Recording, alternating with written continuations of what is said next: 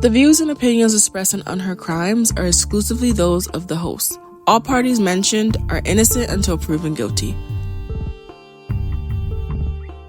Hey everyone, and welcome back to Unheard Crimes. I am Nicole, your host, and I hope you guys are having an amazing week.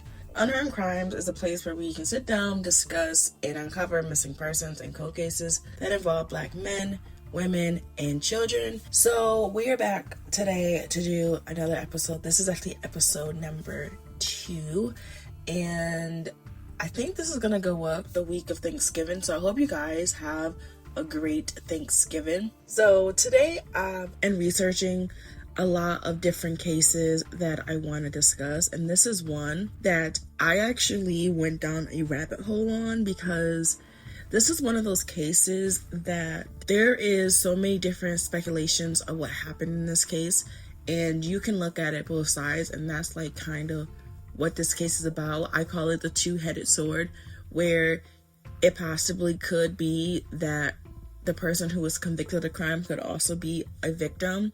So this is what this type of case is. So today we are going to be discussing the case of Michael Forbes and Kelly Forbes. So I like to humanize the victims because sometimes we forget that before they were victims, they were mothers, they were fathers, they were sons and daughters. And that is the case here because during the trial, you're going to hear that the defense team really tried to paint this man in a negative light. Michael Forbes was a father, and he also was a owner of a barbershop, and people have said that he was in real estate, owning a couple of brownstones in Brooklyn, New York. He was doing well financially for himself. Michael had been suffering from a couple of different health issues, and so he was sent to a doctor's office to get a stress test done. A stress test is one of those tests where they have you do a lot of physical activity, like mostly running on a treadmill, and most of the time you're connected to like some type of leads. While he was at this doctor's office, he met a woman who he was instantly infatuated with. This woman's name was Kelly. I could not find what her maiden last name was, so throughout the whole case, she has been identified as just Kelly Forbes. So Kelly was born on September 26, 1978 in Trinidad. Her early life wasn't a good one, and it wasn't really happy. She was assaulted at a young age, and she also was beaten up and raped. And the trauma from these incidents in her life stayed with her as she became a mother. In 2001, Kelly had just ended the relationship that she was in that resulted in a pregnancy, and she decided to move from Trinidad to Brooklyn, New York, where her brother Nicholas was already staying.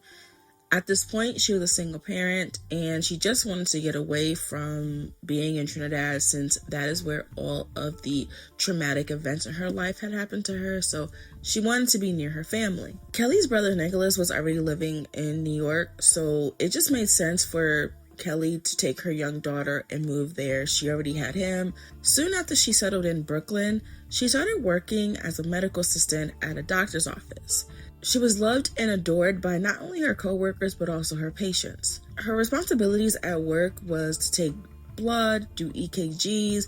She was the first person that these patients would see. Coworkers have described her as a very caring and loving person and always treated her patients with the best care possible. She has been quoted by saying that some patients were afraid of needles, and she would reassure them, saying that she was really good by taking blood and it wouldn't hurt. This is the doctor's office that Michael will go into to take a stress test, and that's how Michael and Kelly first met. When they first met, Michael was one of those patients that was afraid of needles. He started to talk to Kelly, and Kelly reassured him that she was really good at her job and it wouldn't hurt that much.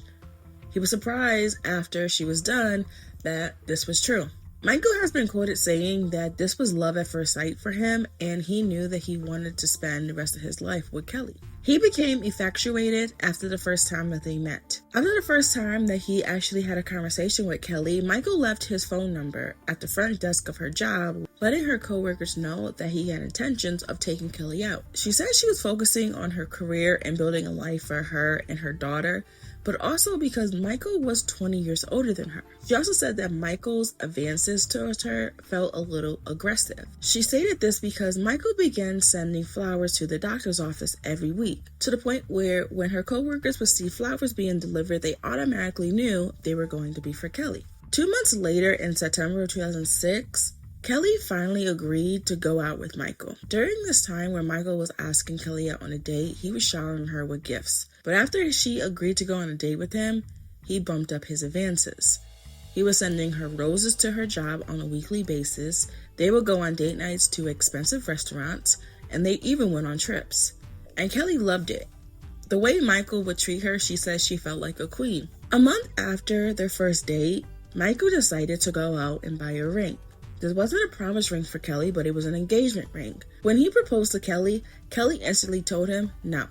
Kelly felt like they didn't know each other that well, but Michael was persistent, expressing his love for her and urged her to stop worrying about the past and focus on the future. Kelly said she didn't even know Michael that well. She didn't know about his past, and he didn't know about hers, and he did not think it was important for them to know each other.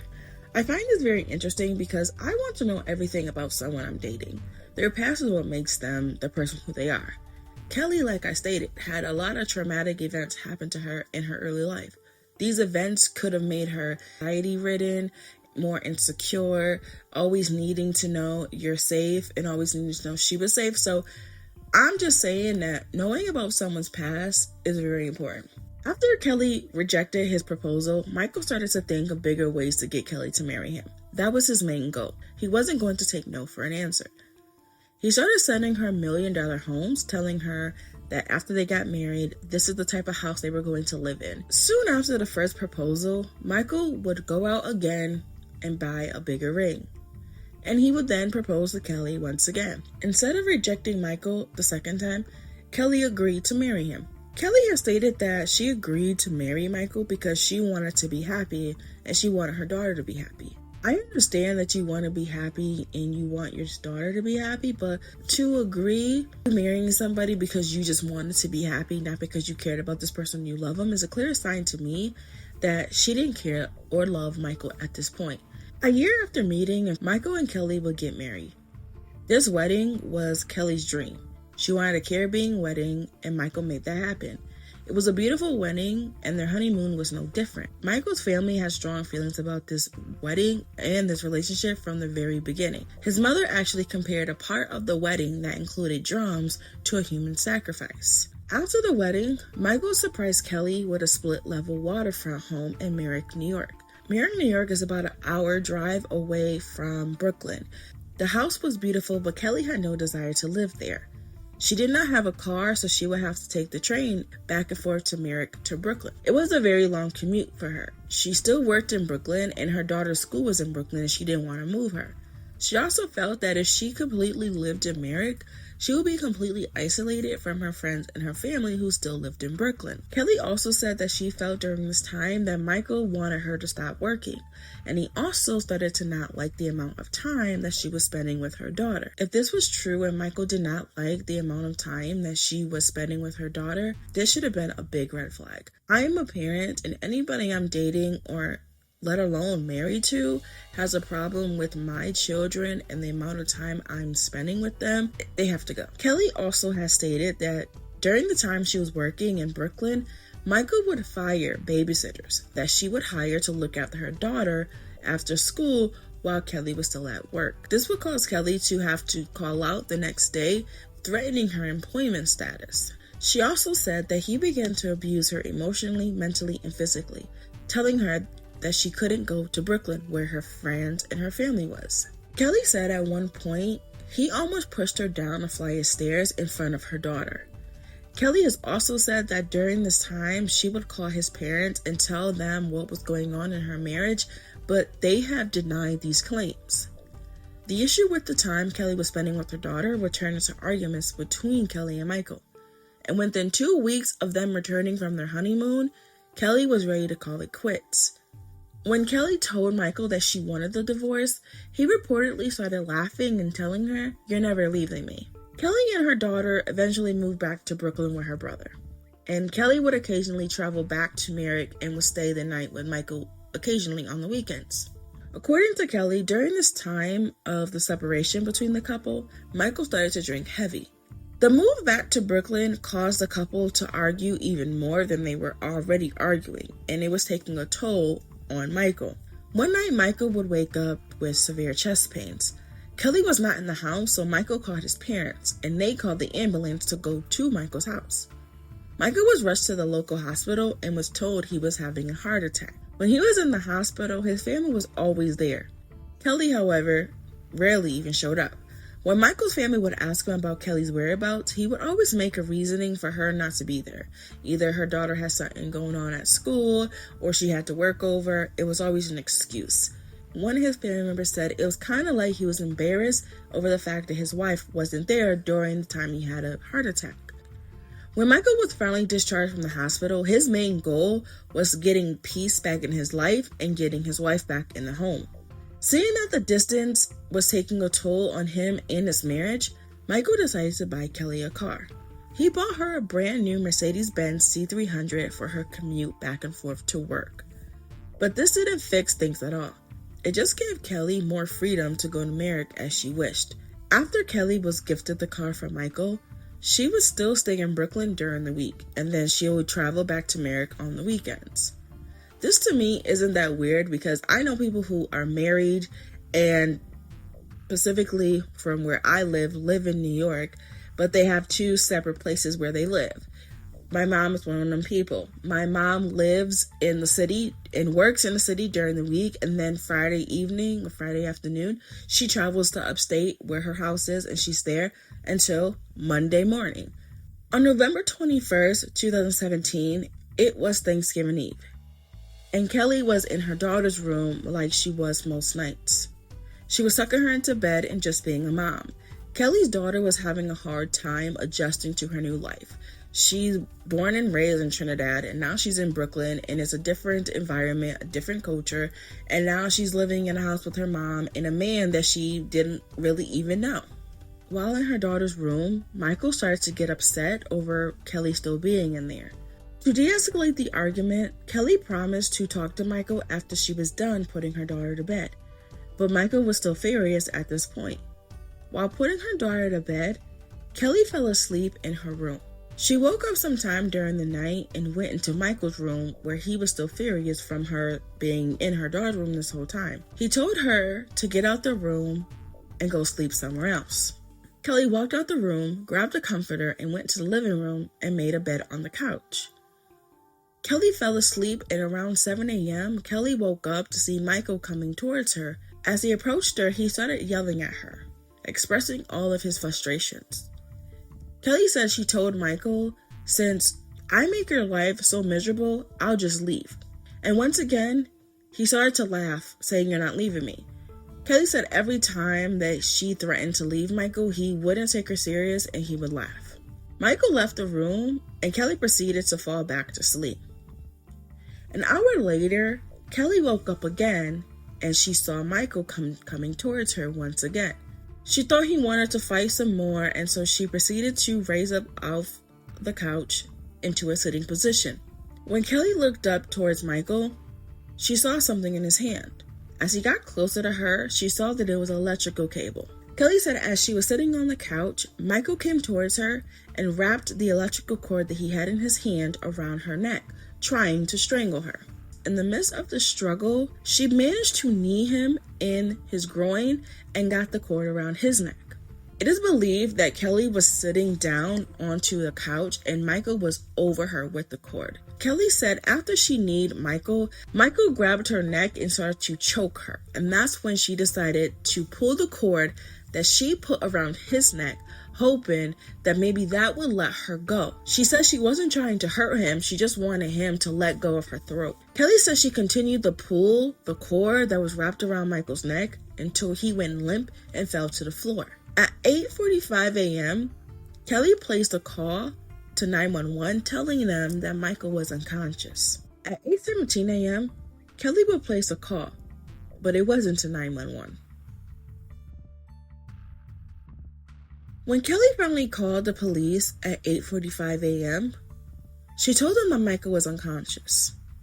When paramedics arrived, they noticed that Michael had bruises on his neck. They proceeded to transport him to NASA University Medical Center, where he was pronounced dead at 10 a.m. that morning. As the paramedics and police noted the bruises on Michael's neck before he was transported to the hospital, this caused them to ask Kelly, who was still at the scene of the crime, to come down to the station to make a statement. She made excuses of why she couldn't, claiming she needed to care for her daughter, but eventually she agreed to go to the station. According to Kelly, she was interviewed for over 30 hours. During this time, she wasn't told that Michael wasn't alive, and she also said that during this time, she wasn't allowed to call anybody, or she didn't even know where her daughter was. During the interview, Kelly told them exactly what happened that morning. She thought it was going to be self-defense, so she had no reason not to talk to them. She started her statement by saying in the 2 months that they had been married, Michael completely changed from the man he was when he was courting her. She stated that Michael started to abuse her. She told the detectives about the time that he had hit her on her head and the time that her daughter was a witness to, but she admitted to them that she never called the police to report the abuse. Her account of what happened that morning did not make sense to the detectives. For one, the room in the house where this struggle happened was a messy, but it was a lived-in messy, not like a struggle for your life just happened type of messy. And also, when the paramedics and police arrived at the scene, her daughter was still asleep. She only woke up after the paramedics arrived to transport Michael to the hospital. As stated, detectives and paramedics saw the bruises on Michael's neck. And after the story that Kelly told them about Michael choking her, they looked at her neck and they saw no bruises on hers. But they did see a thumb-sized bruise on her wrist and a bruise on her arm. Her clothes also did not show a struggle. There wasn't any tears, rips on her clothes, and she didn't even look like she just fought for her life with a man double her size. She also didn't appear to have any scratches on her, no blood, no black eyes, nothing. Kelly's statement that morning caused her to be arrested for Michael's death. They knew that he died, and she's saying that she is the cause of it by wrapping this cord around his neck. Prosecutors filed charges of second-degree murder, but when the case was brought in front of a grand jury, they ruled that they didn't have enough evidence, so she was released. Kelly was excited about being released. She thought, they believed me, that she had nothing to worry. So only a couple days later, she would be rearrested, but this time on second-degree manslaughter. During the time that she was released to the second time she was arrested, police would go and try to find anybody that can prove that she was being abused. But they could find no family, friends, nobody. The only thing that they could find was people telling them that Kelly was very open about the dislike that she had for her husband. Her favorite thing to describe Michael was, "He disgusts me." They also would discover a man named Jeremy Bryant. Jeremy Bryant would provide key information about what happened on the morning of November 21st. When interviewed, detectives asked Jeremy to go in detail on how him and Kelly met. Jeremy said that he met Kelly on an internet chat room and they started to hang out. They went to lunch one day and one thing led to another and they became intimate. He also said that they continued their relationship even after she got with Michael and even after she was married to him. He had the suspicion soon after they got married. Anytime that she was in Merrick with him, always be texting or on the phone, and Michael felt the reason why she wanted to stay in Brooklyn was because of this other man. On November 23rd, Michael's autopsy report was returned, and it was reported that he was strangled so viciously that the cartilage in his neck was crushed. I have done some research on how long it would take to have that much damage created in somebody's neck, and it showed that it would take over a minute of continuous pressure. On June 2nd, 2008, Kelly's trial would begin. This wasn't a trial of if she did commit this murder. She admitted to killing Michael, but she said it was self-defense. The DA started with text messages that were sent from Kelly to Jeremy's phone. After the struggle with Michael that ended in his death, I told you that Kelly did not call 911, but she called Jeremy. She says she called Jeremy because Jeremy lived closest to Merrick. To me, that does not make sense. Your husband is unconscious and you just got into a struggle with him and you're fighting for your life. Why would you not call 911 right away? Why would you call Jeremy? Especially when you have a young daughter in your house. If you're that afraid and he's only unconscious, why would you not just call somebody who could protect you? She texted Jeremy at 8:17, and this text message said, "He's dead. Don't know what to do." Not only was this text hurtful, but also the time that this text was sent. Kelly said that the attack between her and Michael started around 7:30 that morning. So with this text going out to Jeremy at 8:17, which means she didn't try to get in touch with anybody for a total of 47 minutes after the struggle has started. Jeremy responded asking Kelly how, what happened, call 911 to get an ambulance there. Do you know how to check his pulse? Kelly wasn't a medical assistant, so checking pulses was in her job description. Michael was injured and dead for a total of 78 plus minutes before Kelly decided to call the police. She called the police at 8:45 a.m. And when she did, like I said, she just told the dispatcher he was unconscious. While Jeremy was on the stand, he was asked if he ever seen any signs of abuse on Kelly's body. They had been intimate many times before, and if she was being physically abused by her husband, clearly there would have been signs on her body. But Jeremy said her body never showed any signs of being abused. He did, however, say that Kelly did complain about Michael. Kelly claims that she did in fact tell Jeremy about the abuse. And she figured when he was taking the stand, he would tell the truth of how she did tell him that she was being abused by Michael. Prosecutors would also show that Michael had suffered a heart attack 1 month prior to his death. And they said that he would have been too weak to continue this vicious attack against Kelly or anybody. With the prescriptions in his system, the medical examiner also said that Michael wouldn't be able to defend himself. He had lack of muscle coordination, weak and sluggish, all side effects of the prescriptions and his recent heart attack. This would also make sense of how Kelly was able to overpower Michael. Michael was about 6'1", about 250 pounds, and Kelly was half of that, weighing a little under 150 pounds. When it was Kelly's defense team, they came out to paint Michael in a negative light. They weren't, like I said, they weren't trying to prove that Kelly didn't kill him because she had already admitted that she did. The first thing that they attacked was the medicine in Michael's system. They stated that some of the medications that he had in his system were linked to extremely violent side effects. Side effects that would make somebody more violent and have severe mood swings. They also brought in Michael's past convictions. Michael had convictions of rape, robbery, and burglary. This could have been a reason why Michael was so keen on Michael and Kelly not really knowing each other's past. He probably wanted to keep his past in the dark because it wasn't who he was anymore.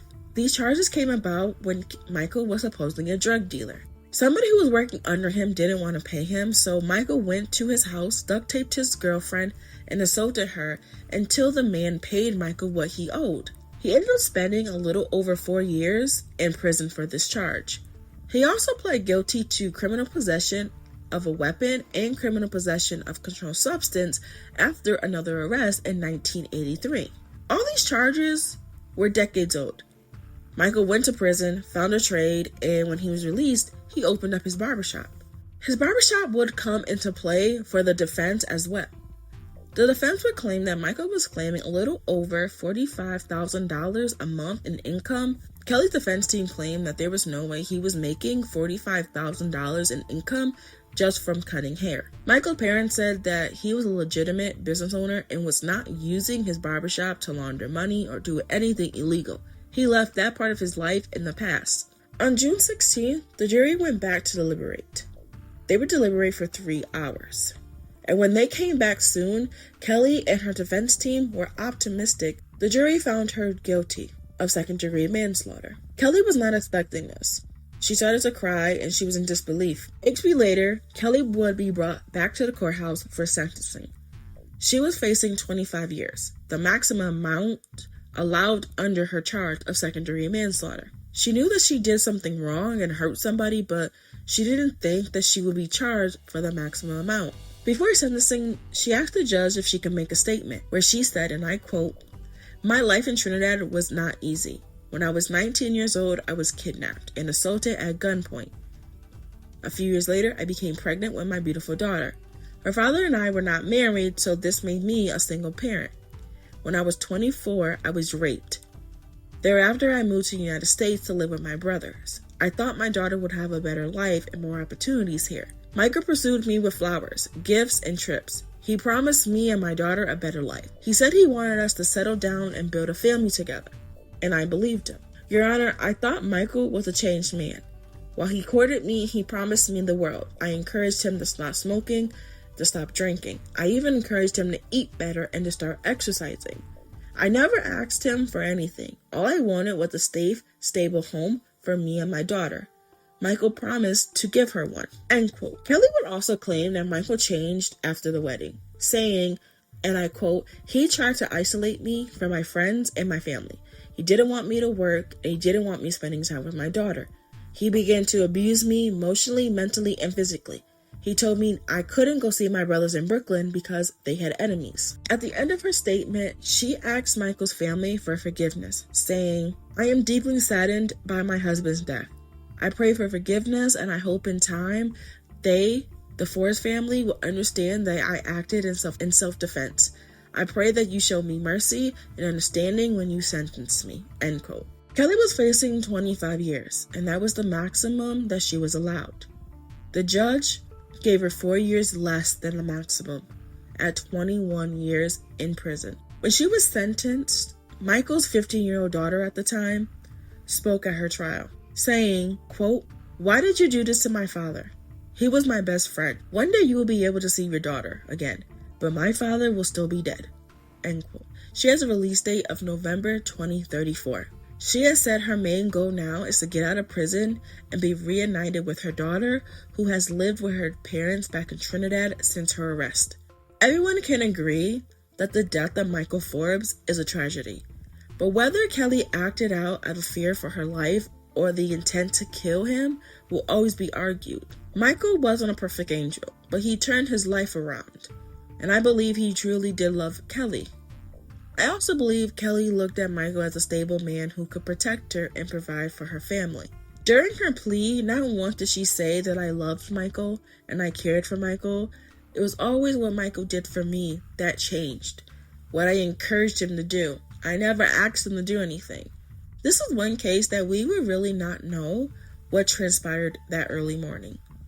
And like I said in the beginning of this episode, you can look at this either way. This is one case that we really won't know what happened that night. Like I said in the beginning of this episode, it could be a two-headed sword. You could have two victims or two suspects. I do not believe that Kelly was in a domestic violence relationship. At the end of the day, Michael fell in love with a woman and thought that this was the woman that he was going to spend the rest of his life with. He was trying everything in his power to get her back and to make it work, but Kelly just didn't want to be with him. Kelly could have been a victim of abuse and never discussed it. Like I said earlier, we always hear about this. But if you were being abused that horribly, you had ways to leave. You left every week to go back to Brooklyn. You could have went to Brooklyn and never came back. You could have filed for a divorce, moved on with your life, and Michael could have moved on with his and found somebody who actually did love him. May Michael Forbes rest in peace. Thank you for listening to Unheard Crimes. I'm your host, Nicole. Have a great week and stay safe, y'all.